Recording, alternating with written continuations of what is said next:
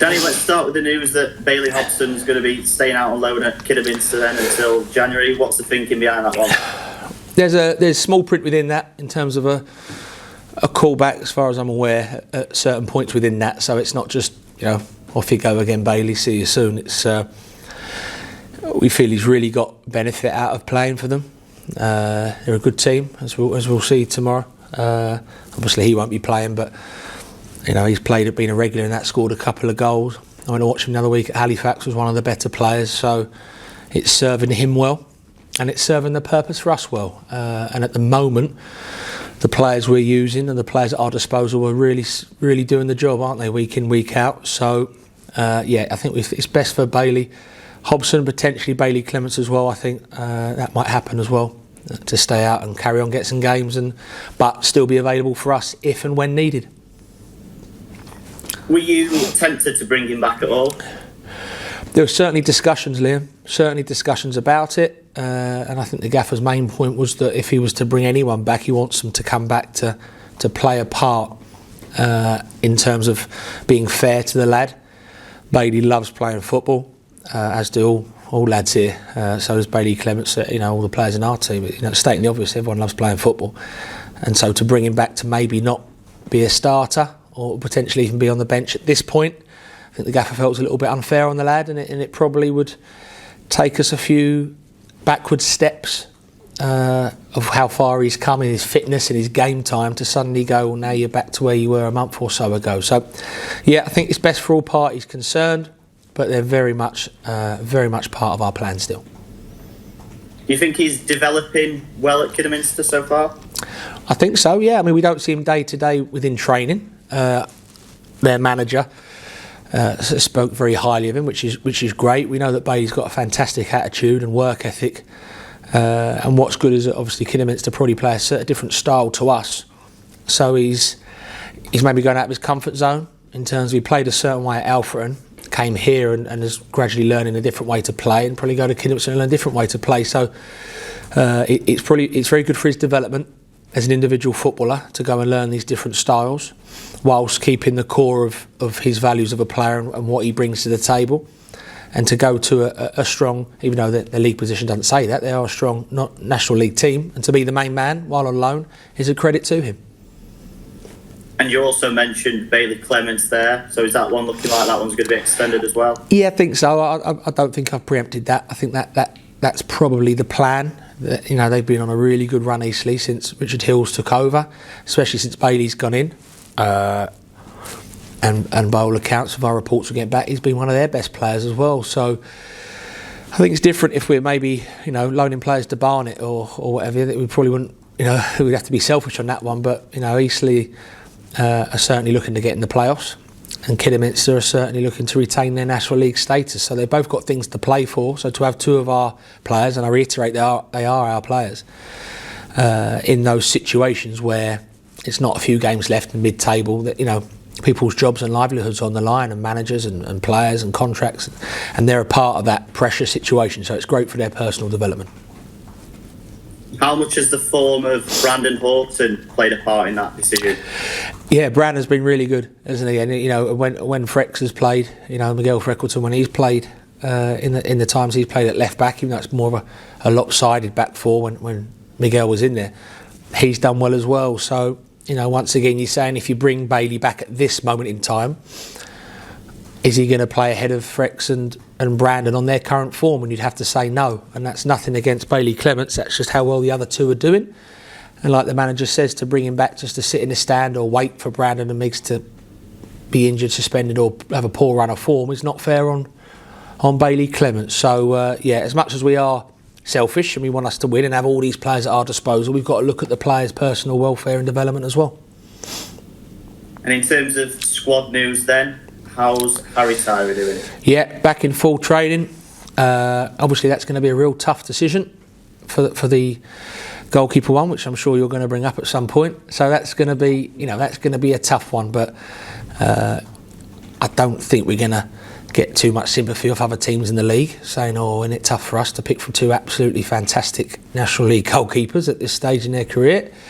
Like I said, I'm sure they could play high. Harry certainly has with his age. and Boots, I'm sure, believes he can play in the league at some point as well. So, like I say, we're not going to get much sympathy, are we, off other clubs? We've maybe struggling to get any goalie in. We've got two absolute top goalies who've been great this season. Boots, when called upon, and Harry has played a massive part in getting us to the top of the league. So, yeah, obviously won't give much away on what decision that will be, because we're probably not too sure ourselves yet. But training to date, and the manager and us as staff will discuss it, and probably speak to the one who isn't going to play. And just a little update on Joe Quigley, still sort of 2 weeks away, is it?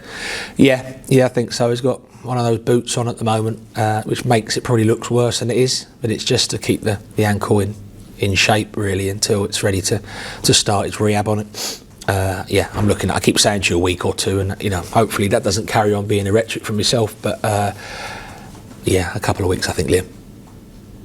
And did everyone else come through the game okay midweek? Yeah, everyone came through okay, like training today, and we'll go from there. And like I say every week, if we can maintain this amount of players of quality to choose from, we'll be okay.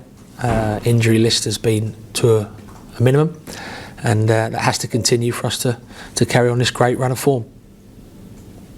You've got 3 players on 4 yellow cards at the minute, so one more and they will be suspended, I believe, for the Barnet match. Yeah. How do you approach that situation?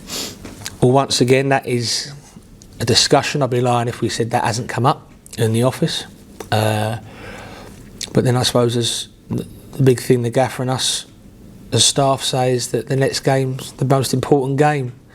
So if you start thinking about that too much, you're almost disrespecting the Kidderminster game as opposed to the Barnet game. Now, if we go to Kidderminster tomorrow, albeit they're second from bottom, and don't turn up and we lose, what's the point of thinking about bookings and a scenario? So it's been discussed only because we like to keep the manager aware of that in case he did want to make any changes in personnel because of those reasons. As it stands, I think we'll just approach the Kidderminster game as if no one had yellow cards and we just need to go there and win the game. But yeah, those things are always discussed, Liam, definitely. Yeah, I suppose you can't sort of say to a player, don't get booked, because there might be a scenario within the game where they have to get booked to maybe prevent an attack or a goal. So it's a tricky one, isn't it? Yeah, and you've seen that before, isn't it? When players have been on yellow cards and a lad goes through on goal and you think, just pull his shirt, pull him back, and they go, well, he's been booked. So you don't want to plant that seed in their head. You want them to play with freedom, and but we're lucky with our players. I think they make really good decisions for themselves. I think there's been a few cautions this year and a few second cautions which equal red cards, which were dubious to say the least, weren't they? Which our players could have done nothing about. There's other occasions where our players could have done better. They could have reacted better to situations. So they'll learn from that. This group of players learn from their mistakes. They also know when they're on a pitch tomorrow, when we're taking close to 1,500 supporters, I think, that, in the heat of the moment, things happen. What you can't do is try and remote control players too much and try and tell them how to feel during a game, tell them how to react, because we trust our players. We trust how they are with the ball, without the ball, and psychologically. So, it's certainly something that, the players know it. They know what bookings they're on and what have you, but we won't be telling them anything do's and don'ts, which may distract them from their normal game. And with regards to Kidderminster then, they're fighting relegation at the moment. They're the lowest scorers in the division, but they don't concede that many for a team down there either. Is it going to be a tight game, do you think? Who knows? I mean, they've scored 11, haven't they? And they've conceded the same amount of goals as us. So as much as we feel our defensive record as a team is improving, they've conceded the same amount of goals. I went to watch them at Halifax the other day, and they were strong and resolute.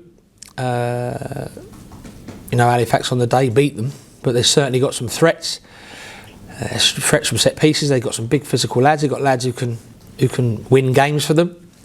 And let's not forget, yes, they're second from bottom, but they got promoted last year. So I imagine there's still an air of momentum within the setup there, even though they're down near the bottom from getting promoted. An underdog feeling, maybe. I don't know. I can't speak for Russ and his team, but we'll be coming into town as favourites, and we have to make sure that we leave the ground and earn that tag, like I always say, because we're there to be shot at now. We're a very big gap between us and third. We want that gap between us and second to to increase. And the only way you do that is by keeping your own house in order, and that means by going to Kidderminster, doing things right, and coming home with the 3 points.